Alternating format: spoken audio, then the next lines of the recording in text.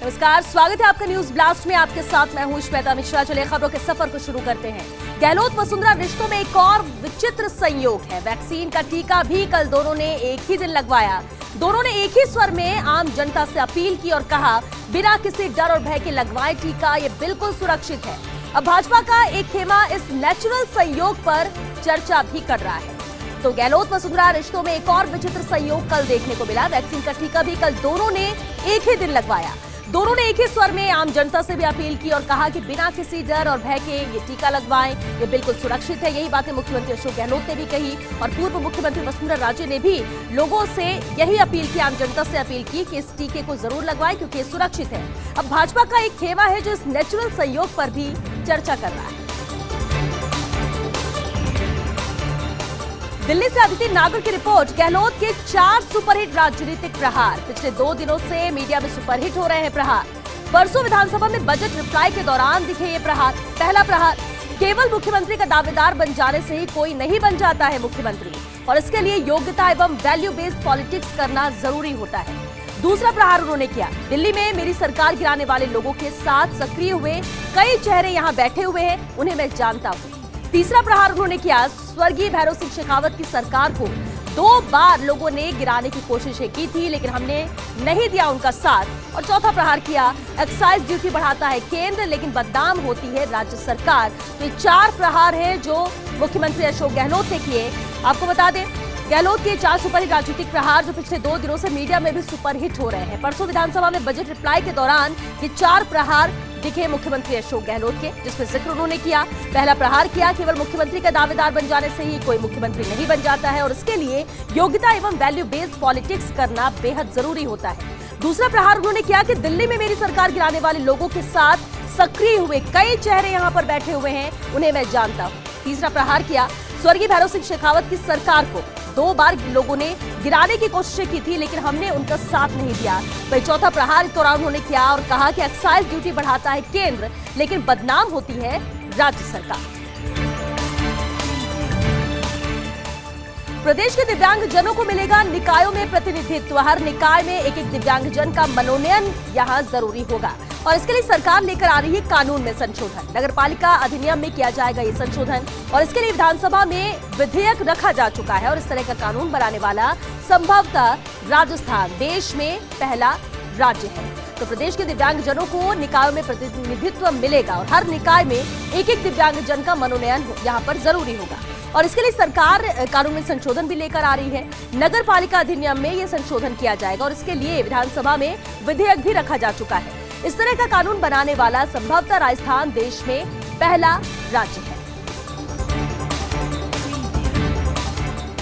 प्रदेश के शहरों के बाशिंदों को नहीं मिल रहा पूरा आनंद। शहरों में बाशिंदों के मनोरंजन, जन उपयोग के लिए भूमि खुली हुई है और सांस्कृतिक केंद्रों की उपलब्धता यहाँ काफी कम है। केंद्र सरकार की ओर से जारी रैंकिंग में सामने आई है तस्वीर।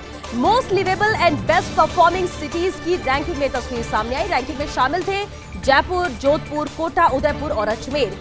ईज ऑफ लिविंग इंडेक्स के रिक्रिएशन मापदंड में इन्हें अंक मिले। 100 में से जयपुर और अजमेर को 5 से भी कम अंक मिले, तो जोधपुर को 10 मिले हैं अंक, कोटा को 15 से ऊपर है और उदयपुर को भी 20 से अधिक अंक इस के अंतर्गत मिले हैं। तो शहरों में बाशिंदों के मनोरंजन, जन उपयोग के लिए ये भूमि खुली है और सांस्कृतिक केंद्रों की उपलब्धता यहाँ पर काफी कम है। प्रदेश के शहरों के बाशिंदों को पूरा आनंद नहीं मिल पा रहा है।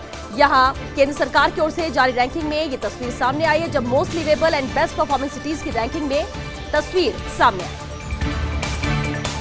ब्रेक के बाद आपका स्वागत है न्यूज ब्लास्ट में। चलिए बढ़ते हैं आगे। G23 पर कांग्रेस के वफादारों का प्रहार। कांग्रेस में परिवर्तन लाने की बात कह रहे थे गुलाम नबी आजाद, लेकिन आनंद शर्मा ने बंगाल में आईएसएफ के साथ गठबंधन को लेकर निशाना साधा है।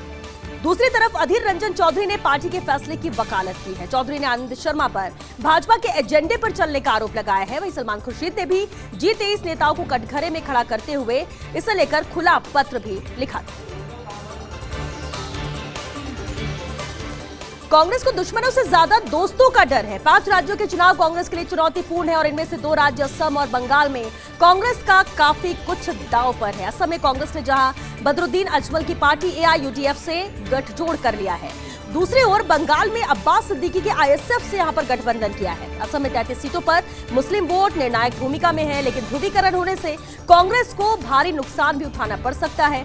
बंगाल में भी कांग्रेस के गठबंधन पर सवाल उठ चुके हैं। खुद पार्टी के वरिष्ठ नेता आनंद शर्मा ने रणनीति पर सवाल उठाए थे और अब दोनों प्रदेशों में कांग्रेस को रिवर्स पोलराइजेशन का डर सता रहा है। असम चुनाव में छत्तीसगढ़ मॉडल अपनाएगी कांग्रेस। कांग्रेस ने छत्तीसगढ़ सीएम भूपेश बघेल को असम में बनाया है सीनियर ऑब्जर्वर। छत्तीसगढ़ के संसदीय सचिव विकास उपाध्याय को प्रभारी सचिव बनाकर भेजा गया है।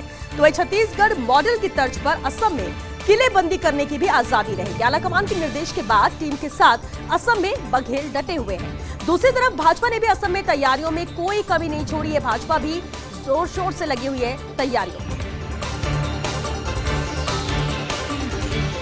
राहुल के बाद प्रचार के लिए अब प्रियंका की मांग। फिलहाल यूपी में किसान महापंचायत में व्यस्त है प्रियंका। हाल ही में प्रियंका ने असम का दौरा किया था और असम कांग्रेस ने एक बार फिर प्रियंका के दौरे की मांग की। जानकार सूत्रों के मुताबिक प्रियंका एक बार फिर असम के दौरे पर जा सकती हैं और इस बीच राहुल गांधी ने दक्षिण भारत में प्रचार की कमान संभाली हुई है। नई शिक्षा नीति का असर। विदेशी छात्रों का भारत की ओर रुझान बढ़ा है। बीते वर्षों के मुकाबले इस साल 30% ज्यादा रजिस्ट्रेशन हुए हैं। शिक्षा मंत्रालय बढ़ते रुझान को देखते हुए उत्साहित है। दुनिया के और देशों में अभियान चलाने का भी यहाँ पर फैसला किया गया है। वर्तमान समय में 70 से ज्यादा देशों के छात्र उच्च शिक्षा के लिए भारत आते हैं। साइबर सुरक्षा को लेकर स्पष्ट नीति बनाने के प्रयास किए जा रहे हैं। नेशनल साइबर सिक्योरिटी स्ट्रेटजी 2021 का प्रारूप तैयार किया गया। राष्ट्रीय सुरक्षा सलाहकार के कार्यालय में डॉक्यूमेंट तैयार किए गए। हर बिजनेस सरकारी विभाग के लिए यहाँ पर नियम बन सकता है। अपना अलग साइबर सेफ्टी सेल बनाने का भी यहाँ पर नियम है और इस पॉलिसी पेपर को प्रधानमंत्री की मंजूरी का इंतजार है।